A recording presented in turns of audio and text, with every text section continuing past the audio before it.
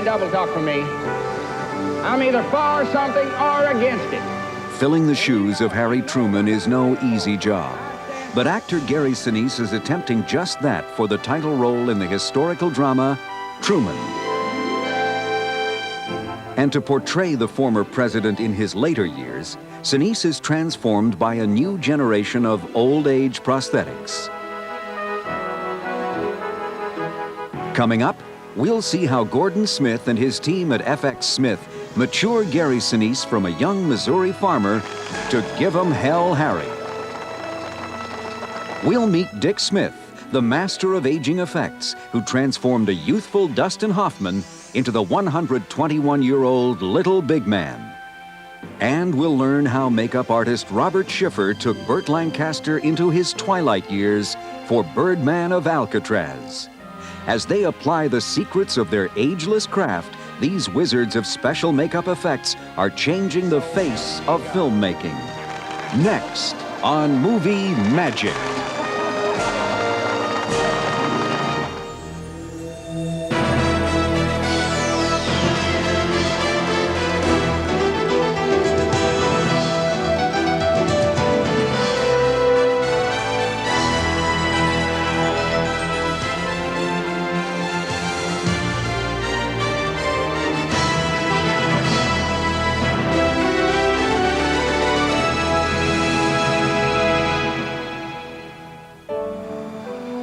At the first light of dawn, long before the movie cameras roll or a single line of dialogue is spoken, special makeup effects artists and the actors they will transform arrive on set. Together, they will attempt to achieve perhaps the most difficult of makeup illusions, character aging that is subtle and believable. Unlike the design of fantasy or horror makeup, which is limited only by the imagination, old-age makeup must be based on reality. Doro Bachrach, producer of the HBO production of Truman, was insistent that the aging makeups in her film be totally believable. I was looking for something different, and I heard about Gordon Smith, and I heard that he had done every film for Oliver Stone since Platoon, and that Oliver simply found it difficult to make a picture that needed makeup without Gordon, and so I approached him on this film. And I told him that I thought he was the only person who could do the picture. At his Toronto-based company, FX Smith, Gordon Smith has been developing realistic aging effects materials for the past 13 years. He and his team have pioneered the use of silicone gel-filled prosthetics, which look and feel much like human skin. Gordon first used these materials in the epic drama Legends of the Fall to convincingly age actor Gordon Tatusis from 40 to 110. The only successful old age makeup is where you are not aware that there has been any tampering or anything artificial done to the skin or done at all. The camera and the audience must believe that there is virtually nothing artificial that they are looking at. These new prosthetics signal a major departure from traditional opaque foam latex appliances in that they are translucent, allowing the actor's skin tones and texture to show through. Gordon's present task is to age actors Gary Sinise and Diana Scarwid as they portray Harry and Bess Truman from their early 30s through their late 60s. This is the first film in which Gordon's new materials will age leading characters throughout an entire story. And cut. One more right away, please. The arduous makeup process takes between 3 and 4 hours a day. Overseeing the transformation of the actors is key prosthetic makeup artist Russell Cate. Sensitive to the discomfort of sitting so long in the makeup chair, Russell and the FX Smith team have made efforts to reduce the actor's stress while in the makeup trailer. It's very important to make the actor feel that they can trust you, that you're not going to do anything to hurt them, and that the entire process is worth the amount of effort. Russell begins the application process with a thorough cleansing of the actor's face. This is vital for even adherence of the prosthetics. Pieces are then fitted in place. You drop your first piece in, which in this case is the upper lip. get your positioning properly. Adhesive is applied to the skin, allowed to dry, and the piece is gently laid down. And then the next piece can be put into position, matched, so that the edges just come to the right place, which is always tricky. And then it's just by a matter of a quarter of an inch or half an inch at a time, applying the glue.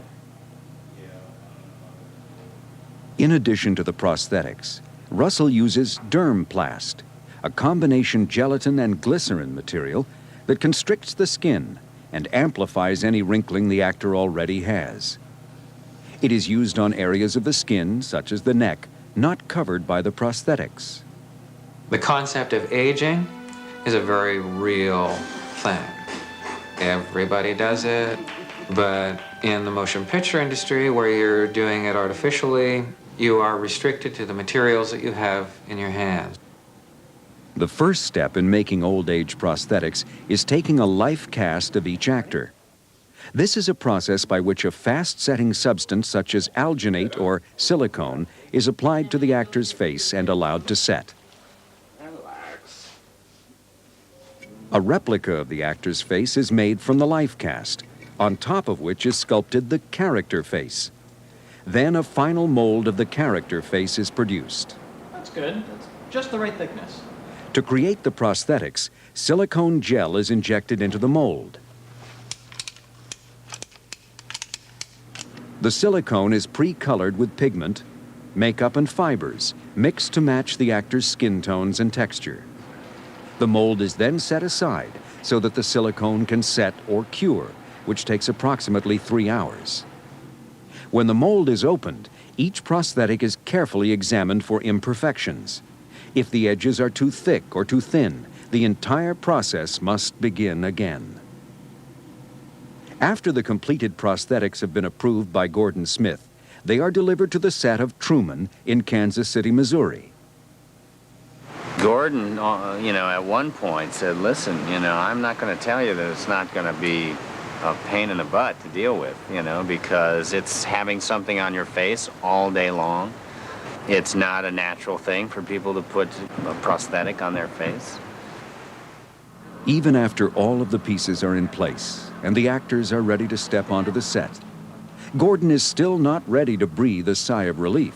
When the actor comes out of the trailer, everybody likes it, it's wonderful, it looks great.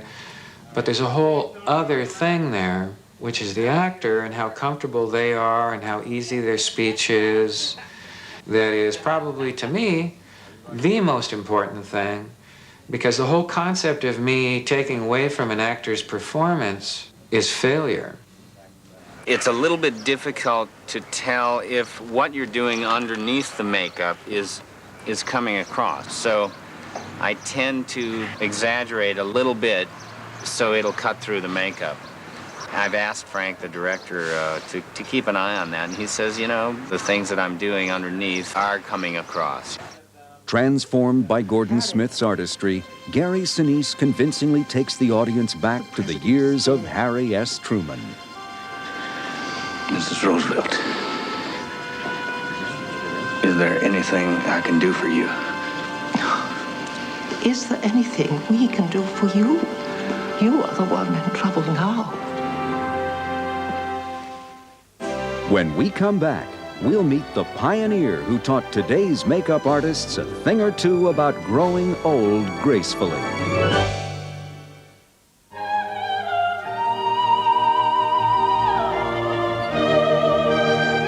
When makeup artist Dick Smith aged actor F. Murray Abraham for the role of Antonio Salieri in Amadeus, he brought 40 years of experience in aging effects to the film.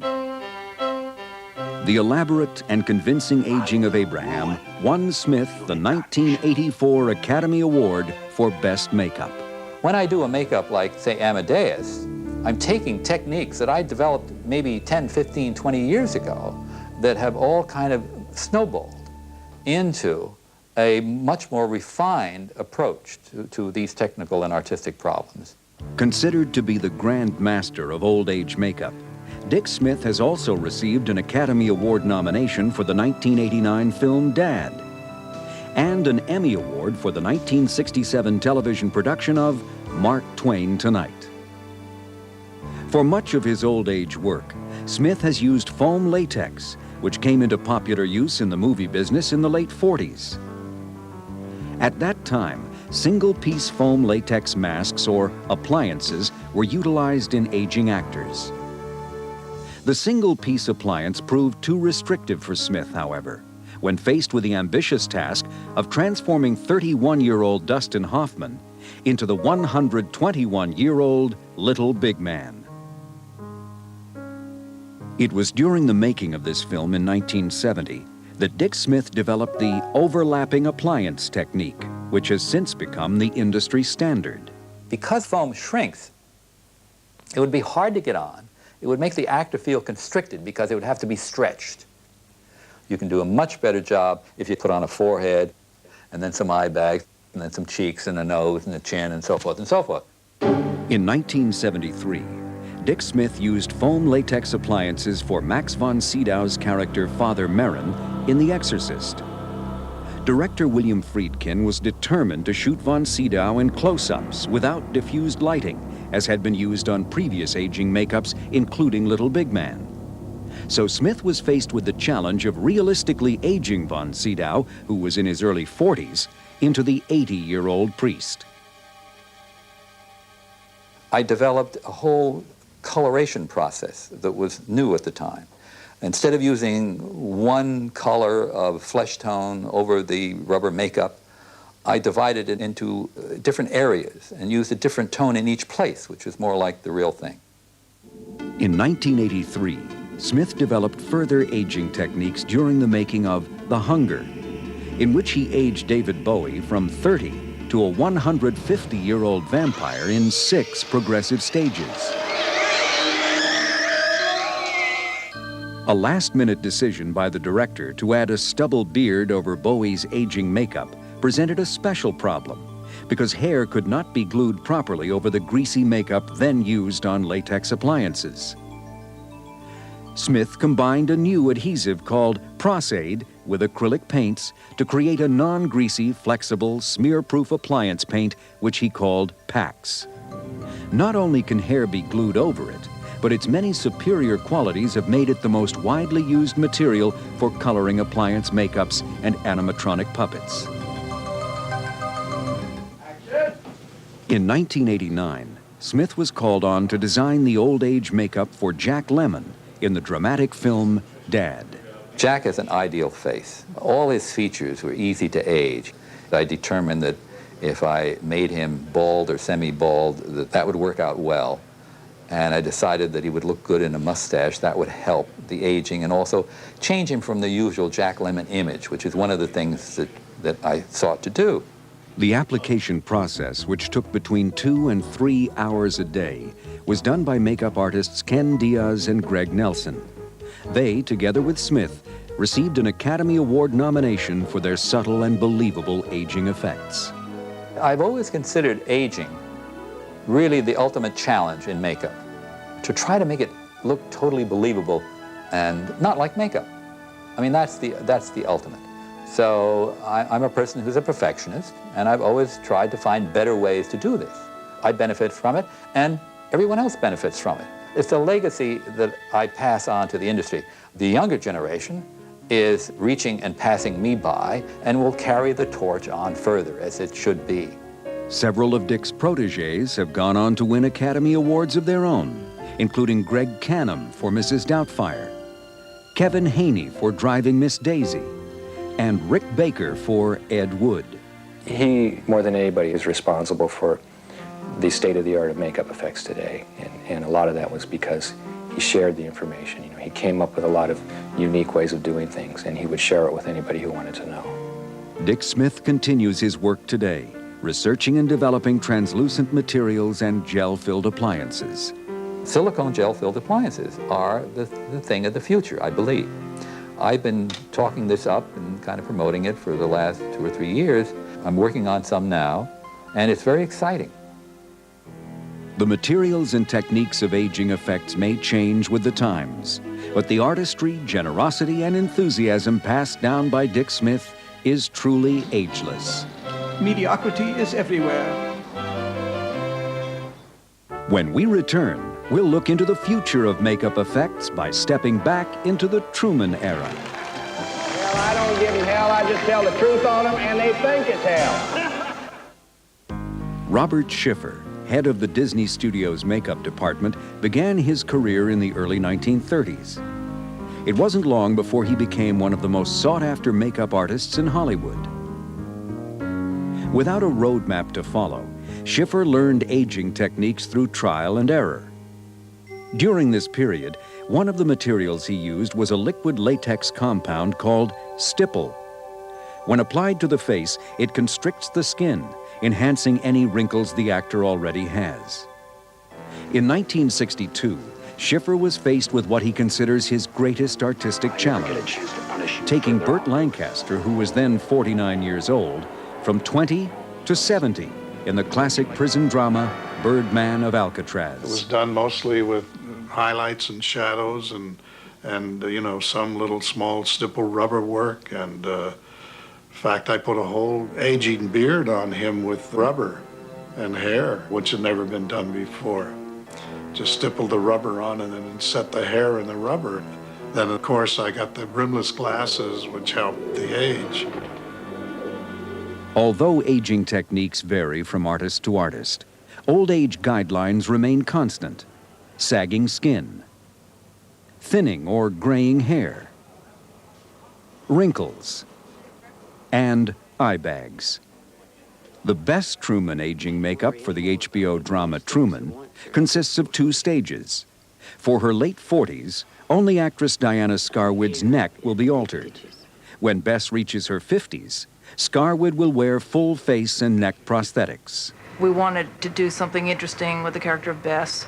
As Truman got into national prominence, Bess became a sort of overweight Midwestern housewife, plump and her chin's rolling under, and there was just something about the character that demanded it. For Harry Truman, Gary Sinise wears a prosthetic nose piece throughout the film. When Harry reaches his 50s, the forehead, upper lip, and jaw and cheek appliances are added. We have tried to take my face, use my face and age it, but also add little Truman touches to it. When he's younger, we gave him plumpers, which are the things that set into your teeth, which push his cheeks out a little bit. And we also push his lower lip out a little bit, which were features that Harry Truman had that Gary Sinise does not have. Yeah, go ahead. To prep Gary, we shaved the top of his head.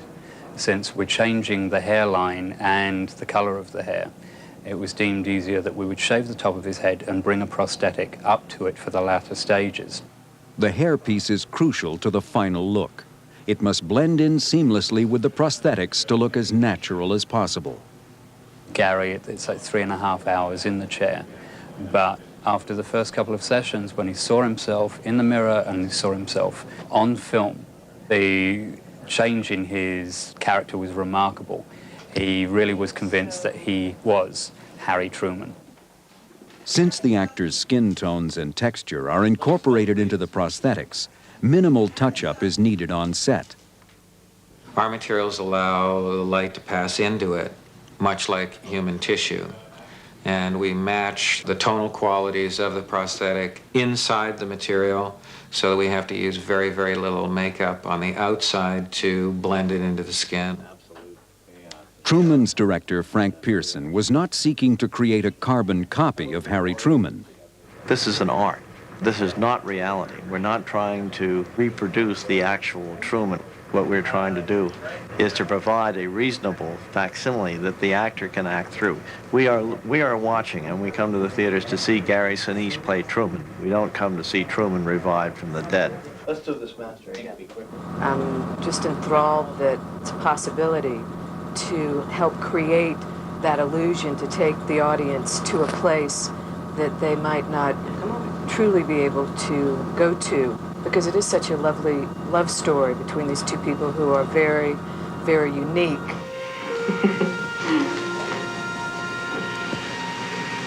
What's funny?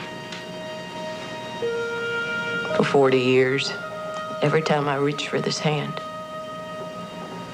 it's always been there.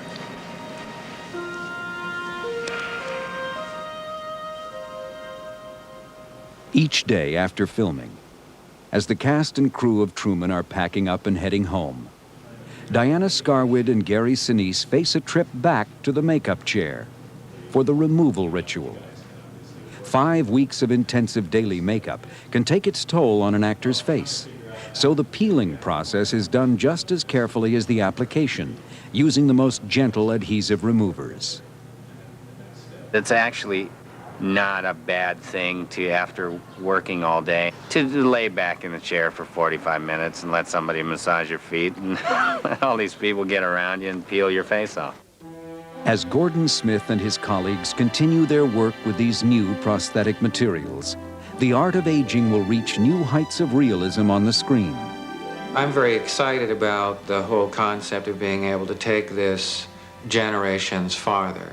And I quite frankly would like to see a lot of people using it, because the only thing that really matters is the end result and that little gift that we've given the audience to suspend their disbelief a little better.